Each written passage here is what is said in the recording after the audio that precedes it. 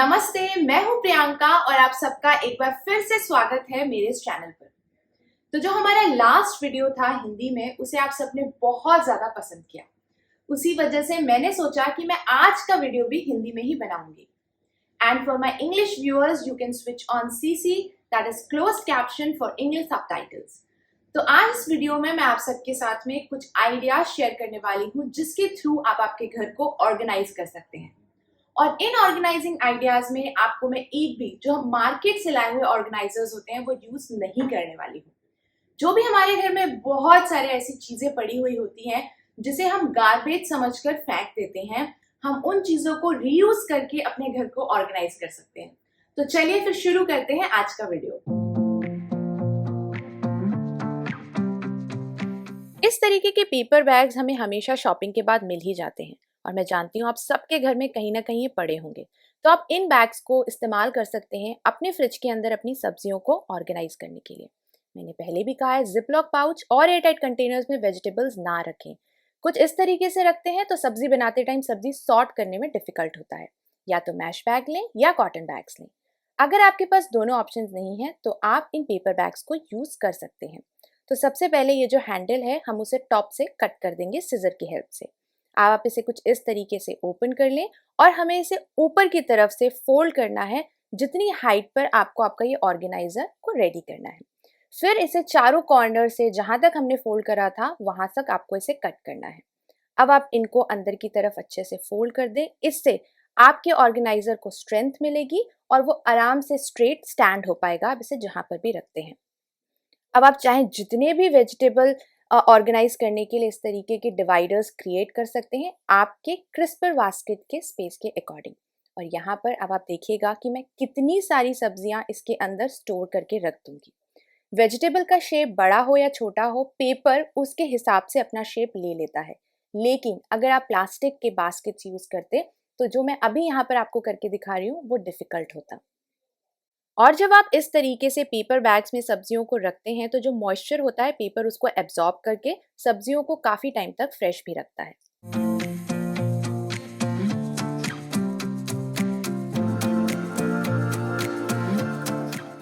तो पहले मेरा एक सवाल आप सबसे और उसका जवाब आप सब मुझे कमेंट सेक्शन में जरूर दें। जब भी आप नींबू को काटते हैं, उसको निचोड़ते हैं, रस निकाल देते हैं, उसके बाद आप बचे हुए नींबू के साथ या जो नींबू सूख जाते हैं उनके साथ क्या करते हैं? क्या आप उन्हें डस्टबिन में फेंक देते हैं? अगर आप ऐसा कर रहे हैं तो एक और तरीका जो मैंने मेरी मम्मी से सीखा है, सूखे हुए नींबू को छोटे छोटे टुकड़ों में काटें और जो पहले से इस्तेमाल करे हुए नींबू हैं उनके टुकड़ों को आप ऐसे भी इस्तेमाल कर सकते हैं बिना काटे। अब आपको लेना है ग्लास कंटेनर जो हम सबके घर में मिल ही जाता है। अब इसके अंदर आप इन कटे हुए टुकड़ों को अच्छे से डाल दें और इसमें फिर आपको मिलाने हैं 2 से 3 चम्मच नमक के। अब इसका ढक्कन आप बंद करें और एक बार इसको अच्छे से हिला दें ताकि नमक अच्छे तरीके से मिल जाए। अब एक चम्मच की हेल्प से थोड़ा सा प्रेस करें ताकि इसमें से रस निकले और आपका DIY कॉपर या ब्रास क्लीनर रेडी है। जब भी आपको आपके मंदिर के तांबे के लोटे को चमकाना हो तो बस ढक्कन खोलें, एक टुकड़ा निकालें और इसको आप इस तरीके से साफ कर सकते हैं। तो ग्लास कंटेनर हम हमारे घर में बहुत तरीकों से ऑलरेडी यूज़ करते हैं, जैसे कि मसाले रखने के लिए या दालें रखने के लिए, बट शायद मुझे लगा शायद ये नया तरीका है और आप इसे अपने क्लीनिंग स्टेशन में रखें और आपको इसके लिए बार बार नींबू को फ्रिज से निकाल के काटने की ज़रूरत भी नहीं पड़ेगी।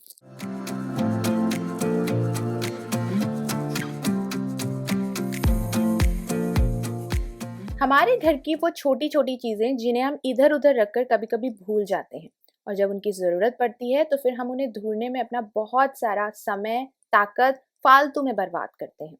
तो आप उन चीज़ों को बहुत आराम से ऑर्गेनाइज कर सकते हैं। तो मैं यहाँ पर यूज़ कर रही हूँ इसी तरीके का एक छोटा सा कार्टन बॉक्स जिसके अंदर शायद धूप बत्ती आई थी और मैग्नेट्स चाहिए आपको। तो सबसे पहले आप इस बॉक्स को अच्छी तरीके से सिजर की हेल्प से ओपन कर लें। जो एक्स्ट्रा साइड्स हैं उन्हें आप कट कर दें। अब आपकी पैकेजिंग छोटी हो या बड़ी हो, उसको आपको कुछ इसी तरीके से ओपन करना है।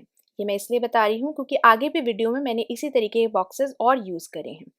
इस पैकेजिंग को पलट दें और जिस शेप में आपका ये बॉक्स था उसमें वापस उसे फिक्स कर दें टेप की हेल्प से।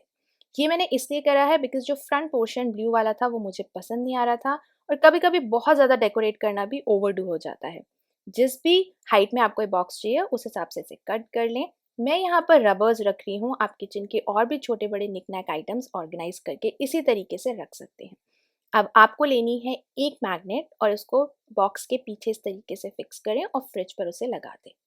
है ना बहुत ईजी सा तरीका। जब भी आपको छोटे मोटे ऐसे आइटम्स ऑर्गेनाइज करने हो, संभाल के रखने हो, तो इससे बेटर और कुछ भी नहीं है।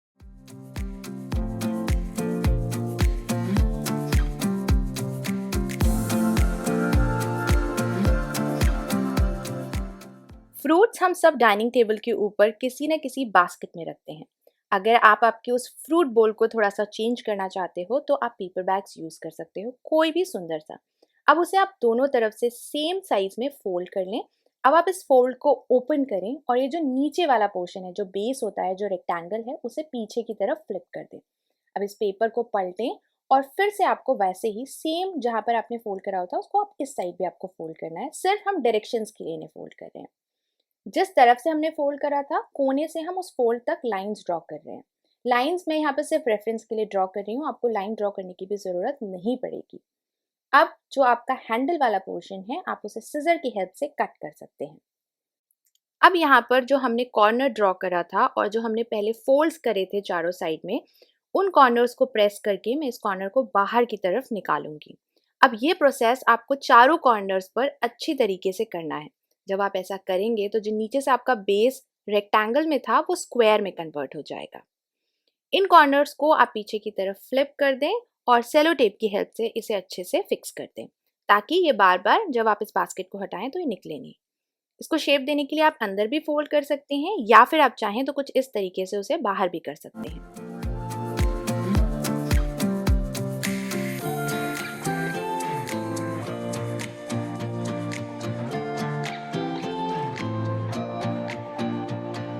तो यहाँ पर एक और बॉक्स मैंने रेडी करा है और इसको मैं एज अ प्लांटर रखने वाली हूँ। नीचे प्लेट ज़रूर रखें और ये पेपर बैग्स हैं तो थोड़ा केयरफुल भी रहना पड़ेगा, but time to time make sure करें कि आप इनको डिस्कार्ड डेफिनेटली कर रहे हो।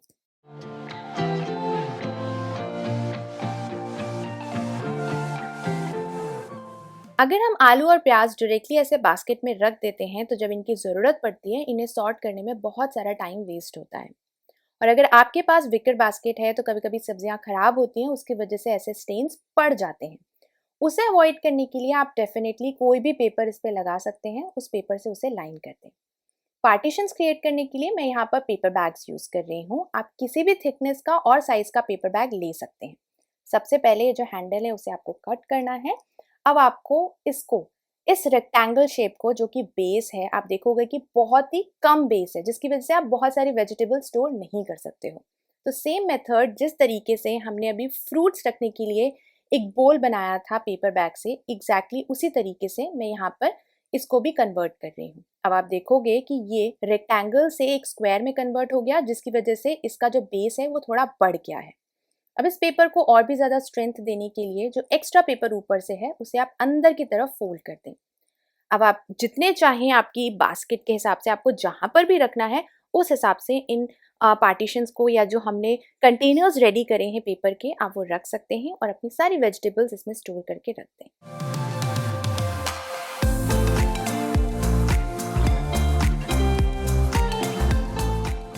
जब भी हम खाना बाहर से अपने घर पर डिलीवर करवाते हैं, या तो वो खाना कुछ इस तरीके की प्लेट्स में आता है या फिर राउंड और स्क्वायर कंटेनर्स में। आज इस वीडियो में मैं आपके साथ शेयर कर रही हूँ कि किस तरीके से आप प्लेट्स की हेल्प से अपने ड्रॉर्स को ऑर्गेनाइज कर सकते हैं। साइज के अकॉर्डिंगली आप इसे वर्टिकली और हॉरिजॉन्टली ड्रॉर के अंदर फिट कर सकते हैं। अगर आपकी प्लेट्स आपकी ड्रॉर से बड़ी हों तो पेपर और प्लास्टिक दोनों ही प्लेट्स बहुत आराम से सिजर की हेल्प से ड्रॉर के साइज के अकॉर्डिंगली कट हो जाएंगी। अब आप देखेंगे कि ये कितने आराम से यहाँ पर फिट हो गया। साइड में स्पेस है, वहाँ पर मैं एक और कार्डबोर्ड का बॉक्स रख रही हूँ। और अब ये जो ऑर्गेनाइजर्स हैं बिल्कुल भी ओपन और क्लोज करने में डिस्प्लेस नहीं हो रहे हैं। मैंने यहाँ पर एक और छोटा सा मॉर्टिन का बॉक्स लिया है, उसकी पैकेजिंग को मैंने ओपन कर दिया और इनसाइड आउट मैंने उसे टेप की हेल्प से फिक्स कर दिया है। मैं इसे यहाँ पर साइड में रखने वाली हूँ और इसमें मैं अपनी जितनी भी कीज़ हैं उसको वर्टिकली ऑर्गेनाइज करूँगी। अब इन डिवाइडर्स में आप जैसे चाहें अपने एक नीड के अकॉर्डिंगली उसको ऑर्गेनाइज कर सकते हैं। अगर आप स्टडी टेबल में यूज़ कर रहे हैं तो आप स्टेशनरी ऑर्गेनाइज कर सकते हैं। जैसे ये जो कंसोल यूनिट है वो फॉयर में है, तो जो भी एसेंशियल्स हमारे बाहर जाने के लिए यूज़ होते हैं मैं यहाँ पर उनको रख रही हूँ। है ना बहुत आसान सा तरीका। इन प्लेट्स को फेंकने की जगह आप कुछ इस तरीके से यूज़ कर सकते हैं।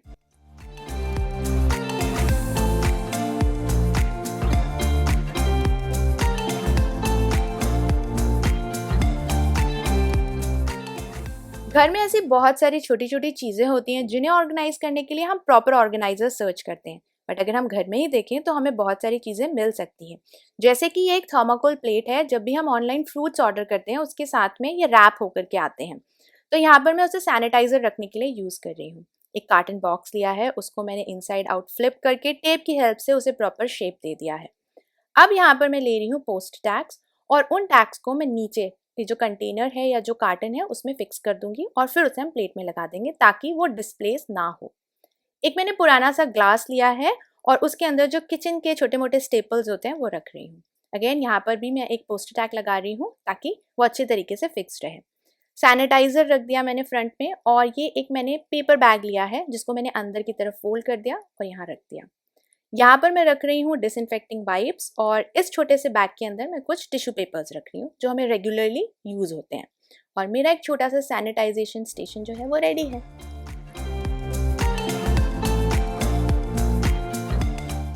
हम सभी अपने अपने घर में कार्टन बॉक्सेस यूज़ करते हैं घर को ऑर्गेनाइज करने के लिए अलग अलग तरीके से। सो मैं उस डिटेल में नहीं जा रही हूँ। लेकिन अगर उस कार्टन बॉक्स में आप बहुत हैवी स्टफ रख देते हैं तो उसे पुश और पुल करना बहुत डिफिकल्ट हो जाता है और बॉक्स कभी कभी ब्रेक भी हो जाता है। तो उसे अवॉइड करने के लिए आप इस तरीके के हैंडल्स यूज़ कर सकते हैं जो आपके डिटर्जेंट बॉक्सेस और जूस बॉक्सेस में आते हैं। पीछे से उसे आराम से डिटैच कर लें और जिस भी कार्टन में आप इसे फिक्स कर रहे हैं वहाँ पर ब्लेड की हेल्प से पहले स्लिट लगाएं। ये जो बैक साइड वाला पोर्शन है वो किसी किसी बॉक्स में आता है तो पहले उसे बैक साइड में लगाएं और फिर इस हैंडल को अंदर की तरफ अच्छे से इंसर्ट कर दें और आपका हैंडल रेडी है। बैग्स में जो स्ट्रिंग्स होते हैं आप उनको भी यूज़ कर सकते हैं अगर आप आपका कार्टन बॉक्स में बहुत लाइट स्टफ रख रहे हैं। अब आप इसे आराम से पुश करें पुल करें, आप बहुत आराम से इसे एक्सेस कर सकते हैं विदाउट एनी प्रॉब्लम।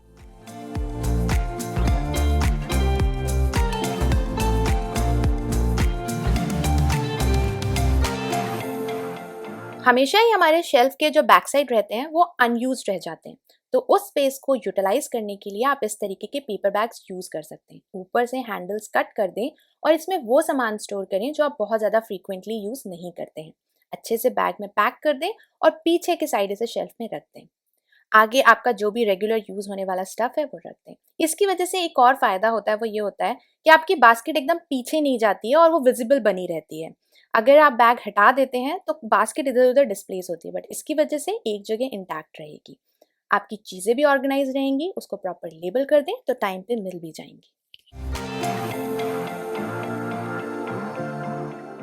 तो ये थे कुछ तरीके अपने घर को बिना 1 रुपए खर्च करे भी ऑर्गेनाइज करने के।